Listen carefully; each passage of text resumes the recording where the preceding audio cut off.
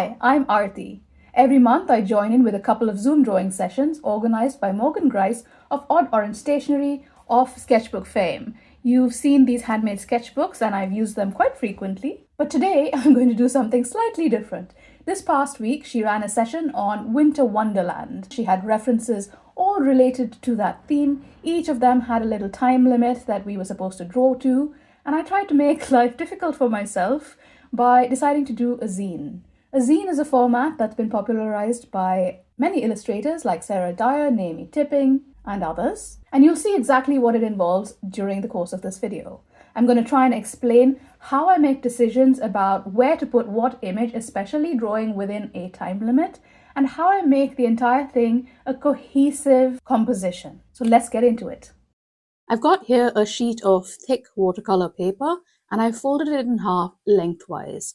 This is going to be one side of my drawing and then I'll fold it in quarters. I don't want to pre-fold the quarters because I don't want the lines while I'm drawing. So some of the drawings are going to be this way and then I'll turn it around facing the fold upwards and then draw on that side. But what I'm going to do first is prep it with some of my acrylic inks so that I don't have a blank background to work on and I can take inspiration from that and create a nice drawing. This is a 1/2 inch Derwent brush and I'm just going to use that to take a little bit of water and kind of squishy it across the page. That's a very technical term. And then I'm going to use this paper as my palette to pop some of my acrylic inks on. These are the Schmincke Aero colors that I got from El Cornelissen the last time I went. Really nice ones. This one's like a peachy color, so I'm just going to add that in for a little bit of warmth. And literally all I'm going to do is just take it and squish it into the water randomly across the page. I have thought a little bit about the colors that I want to use because it's a winter wonderland. So this warmish pink color, and then I might use some whites and greens. In fact, I use the whites so often that this bottle of Daler-Rowney FW ink is almost empty, so I just emptied it out onto the page.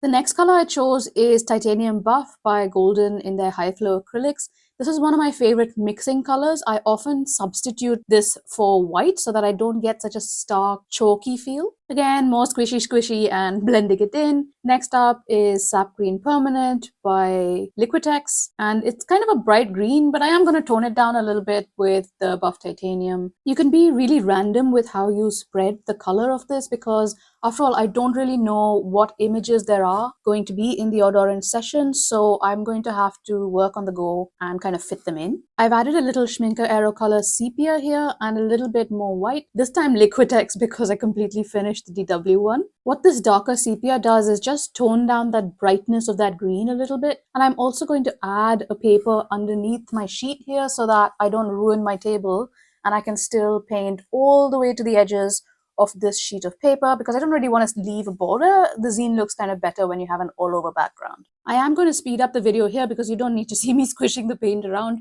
for any longer.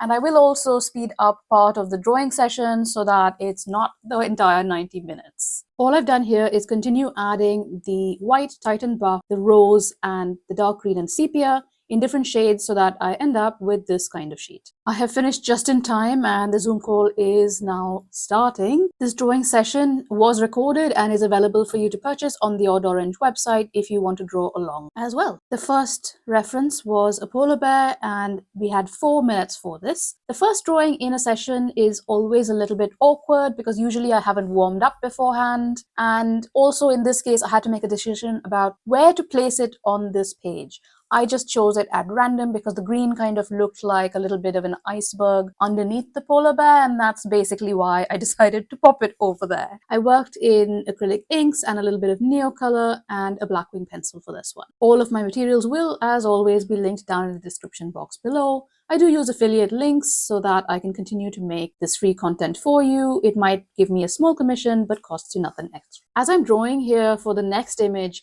you can see me dithering a little bit, trying to figure out where to place it because it was 2 children with a sled and it didn't really fit with the polar bear. I would have had to either draw them really big in the foreground or really tiny in proportion to the polar bear. So I just decided to flip the sheet around and just do it on the other side so that I had a different proportional arrangement on the flip side of this sheet. You can see that I'm working fairly slowly here And then when I speed it up, obviously that's sped up 6 times over. So I'm not working this fast. In real life, I really wish I was. We had 8 minutes for this drawing, and 8 minutes is quite a long time. You can do quite a lot in that period. Everyone who draws in these sessions has a really different interpretation of each of the prompts. Some people draw them very faithfully. Some people, like me, change them into dogs or other forms of animal life. And we all use the same colors that are in the picture or different colors. In this case, the image was black and white, so we chose whatever colors we really wanted to use. I wanted it to be more Winter Wonderland kind of Christmassy feeling, and therefore I did that. As I'm drawing the tree for this section, you can see that I'm overlapping into the other side of the page, and eventually when I work on that side of the page, I'll have to somehow incorporate these lines into whatever I'm drawing on that side to make it make sense. Do you know what I mean? As I said before, in 8 minutes, you can get a fair bit of detail into your drawing. I don't usually do a faithful representation, but I do sort of an interpretation of whatever the reference image is. I'm not constantly looking at it, but I look at it and then I draw and then I look at it again. The next reference image was another 8-minute drawing. It was people on a lake skating, and I decided to reduce the proportions and kind of put them in the background of these two children sledding. The reason for doing this is making this page look more like a scene from a Winter Wonderland, and reducing the proportions just gives it a background and a foreground, and at some point I will create maybe a middle ground in order to give it a little bit better balance. However, that totally depends on what reference images come up and what I can do with them. At the moment, I have no clue what's coming up, other than that the theme is Winter Wonderland. The tinier these figures are, the harder it was for me to kind of draw them in silhouette. I used my watercolor brush pen here. You can see from the speed at which I'm working. We did have 8 minutes for this drawing, but a lot of my 8 minutes did go in drawing these little men on the ice. Now, although I'm doing a voiceover here, during these Zoom sessions, there's a lot of lovely chat. I'm actually not including that chat basically because of GDPR and like privacy rules and things. But when you listen to the playback, you'll hear all the weird and wonderful things that we chat about. Now, eventually I did move on to doing the base of the lake, and I decided to add a little bit more white in the foreground to make the sledders feel a little bit more in the front, forward, rather than back on the same level as the ice skaters. Throughout this zine, you'll see me moving back and forth between pictures, mainly because I'm trying to make them into a cohesive whole and a composition, rather than just drawing individual pieces.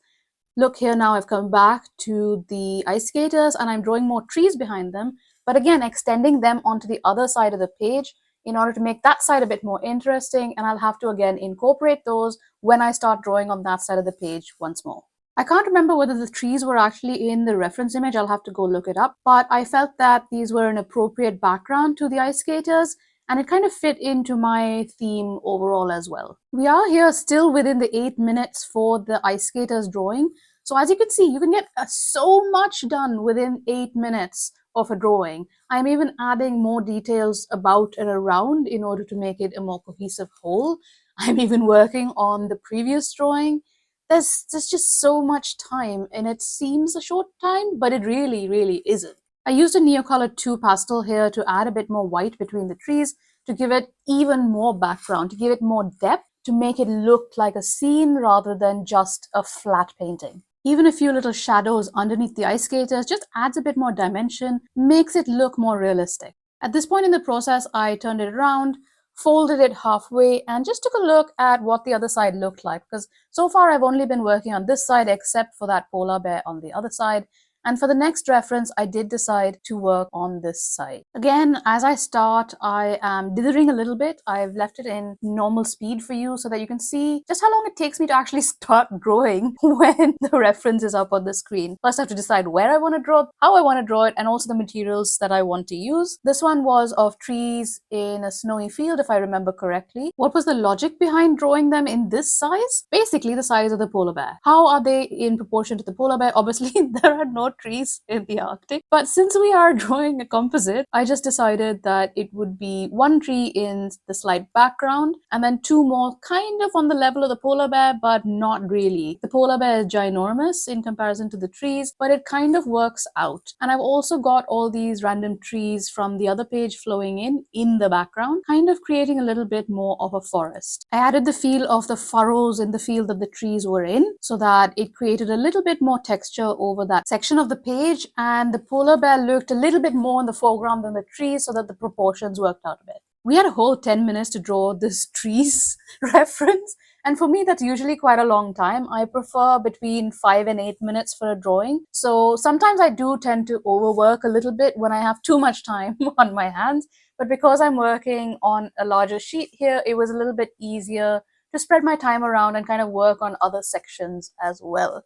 Here I'm knocking back the trees a little bit because it was kind of a misty reference, and I wanted to get that snowy feel in as well because there's far more green on this page than there is anywhere else on this sheet. This particular Karen marker has really become my favorite. I think it's called Olive Black. It's just this really dark green that I'm constantly trying to get in other media. I feel like I need to maybe mix it myself. That's a whole different video.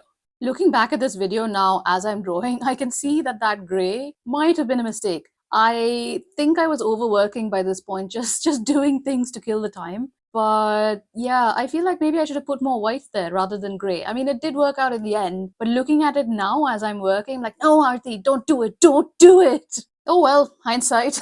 I guess I won't do it next time. But here I am again, adding more details and more details just because I had the time to do it. Once again, I am stopping and taking a moment to assess and see what I've drawn on that side of the sheet, seeing how it plays out just when you look at it isolated on half the sheet, and then turning it around, seeing if I need to move to the other side for the next reference. You can almost hear my brain ticking here as I decided on a side and then went, nah, I think I'm going to turn it around and work on the other side. The reference image in this photo had two full-size images, but because of the way I was composing my sheet, I decided to really zoom in on them and have them far more in the foreground than even the sledding dogs.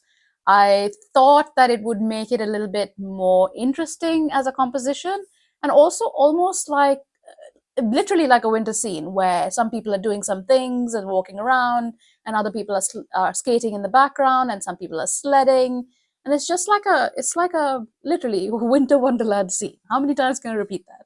But a bit more seriously, making a composition like this is a lot about thinking about depth and storyline as well as the actual reference that you're working from, because the references are a complete surprise and you're trying to incorporate them into a scene or a zine, as the case may be, pun intended, and you are trying to make your brain draw the image at the same time as creating a composition with completely disparate images and also not knowing what's coming next. I mean, at this point in the session, it could have been a building next, and where would I have put that? I actually honestly don't know what I would have done if it had been a building or architecture of some kind. However, you have to remember that this is an Odd Orange session. Morgan has a great talent for selecting images that all work really well together. They might be quite different, but you will never find something that really sticks out or is jarring in her sessions. Now, above these two little figures, I added a bunch of mistletoe. There was no mistletoe in the reference image, nor in any of the reference images that we had after that, but I just thought it felt appropriate to turn that section of the tree from the other page into something that was a little bit more in proportion with these two people and a little bit more in the foreground, so that the ice skaters were then pushed even further into the background of the image.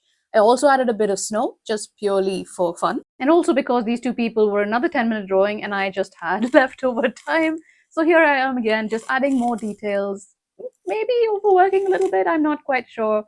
But I feel like it was okay. I didn't overwork too much, and then of course I moved on to other drawings to add more detail over there. The next reference for the snowman did have two little boys in it, but I split up the illustration onto different pages, and it was 12 minutes, so that's a fairly long time for me, like 4 minutes more than I usually like, but it worked out. I mean, I enjoyed drawing the snowman, I enjoyed adding more details, as you'll see in a moment.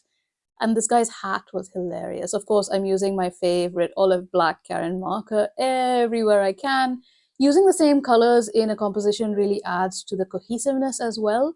Limiting your colors really helps also. Keeping in the same range of colors, staying warm or staying cold, or maybe adding one cool color into a warm composition or adding one warm color into a cool composition can also be interesting. Now I flipped over to the other side because I felt like that side of the page, the other side of the page, had so much detail already, and then this side was just a polar bear and trees and not doing much. So I added the two boys from the snowman composition onto this page to add a more human element to this side as well. And again, I made them more in the foreground so that the polar bear then becomes the middle ground, the trees become the background, and I can add more detail to the two dog boys as well. Again, one of the basics of composition is to add more saturated colors in the foreground and lighter colors or less saturated colors in the background, as well as cooler colors in the background and warmer colors in the foreground in order to make it stand out a bit more. Of course, you can always play around with this, and rules are there to be broken in art. I have seen compositions that have done the exact opposite of what they say you should do, and these are in museums and galleries worldwide, and they look amazing. So do what you want to do and it'll work out. Just for funsies and the story element of this zine that I'm making, I added two more snowmen in the background. It almost is like these two little boys had just made that snowman in the field, those two snowmen in the field, and were coming back towards wherever they're going next. I used a fair bit of Liquitex white marker over all this stuff just to add the whites because it tends to work well over most media, mainly because it also works over Neocolor 2s because it tends to dissolve the Neocolor 2 a little bit. For the next reference, it was back to a 10-minute drawing, and there were a tree and some ladders, as I recall. I can't remember exactly, but what I did was a tree with a ladder and a man standing on the tree. Again, different proportions in order to kind of push that more into the background. The tree is very small compared to these two boys in the foreground. It automatically pushes itself into the background a little bit. And it's almost like that man on the top that I'm going to draw in a minute is just standing there and kind of observing the polar bear from up top. Honestly, that polar bear is a real wild card. Like, why is he there in the middle of this winter wonderland scene? But it's just hilarious, isn't it? What you end up with when you're trying to compose something out of random references. But it is interesting how having this guy bookending this section of the sheet, of the half sheet, kind of balances out the trees on the other side as well. It makes it a bit more cohesive. It adds a little bit more, I'm going to use this word again, dimension. That's what you need. You need a little bit more spatial awareness on the flat page. I tried to make it feel a little bit more like woods and then added more branches and things on top of the polar bear. Again, pushes the polar bear further into the background.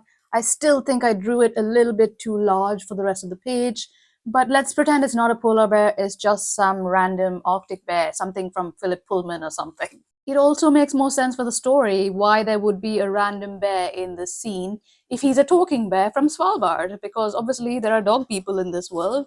Why not a talking bear? It was at this point that my phone ran out of juice, and so I don't have any recording of the last few references, which were the skiing man and the stag in the corner. And I did add a few more details here and there, including another sledder in the background, which was another reference, but that is the finished zine. I used a bone folder to fold this quite thick paper into quarters, half and then quarters again, the shorter side down, and then cut quarter way through right in the middle of the sheet in order to fold it up into a zine. So for example, if I open it up and show you the back of it, you can see that I've only cut through the middle 2 quarters of this thing.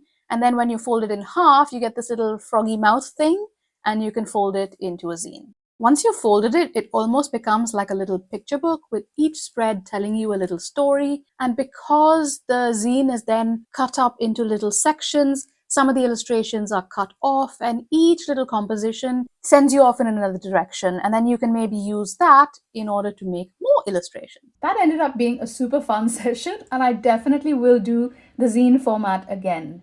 Some of the artists I mentioned earlier, Sarah Dyer, Naomi Tipping, Emma Carlisle, Becca Hall, all of these people have Patreons. So if you want to learn more about how to make zines and things, please go and join them and you will really have a great time.